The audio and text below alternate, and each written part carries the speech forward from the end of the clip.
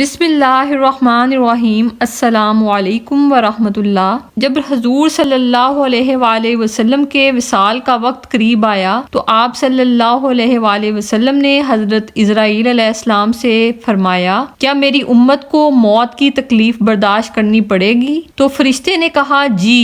آپ صلی اللہ علیہ وآلہ وسلم کی آنکھوں سے آنسو جاری ہو گئے تو اللہ تعالیٰ نے فرمایا، اے محمد صلی اللہ علیہ وسلم، آپ کی امت اگر ہر نماز کے بعد آیت الکرسی پڑھے گی تو موت کے وقت اس کا ایک پاؤں دنیا میں ہوگا اور دوسرا جنت میں۔ اللہ کریم ہمیں عمل کرنے کی توفیق عنایت فرمائے، آمین۔ اعوذ باللہ من الشیطان الرجیم،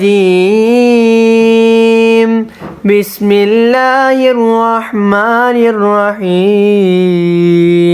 اللہ لا الہ الا هو الحی القیوم لا تأخذه سنة ولا نوم له ما في السماوات وما في الأرض ما ذا الذي يشفع عنده إلا بإذنه يعلم ما بين أيديهم وما خلفهم ولا يحيطون بشيء من علمه إلا بما شاء وسع كرسيه السماوات والأرض ولا يؤوده حفظهما وهو العلي العظيم۔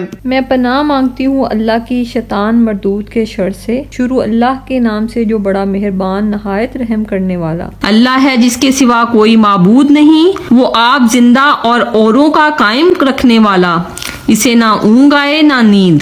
اسی کا ہے جو کچھ آسمانوں میں ہے اور جو کچھ زمین میں۔ وہ کون ہے جو اس کے یہاں سفارش کرے بے اس کے حکم کے؟ جانتا ہے جو کچھ ان کے آگے ہے اور جو کچھ ان کے پیچھے، اور وہ نہیں پاتے اس کے علم میں سے مگر جتنا وہ چاہے۔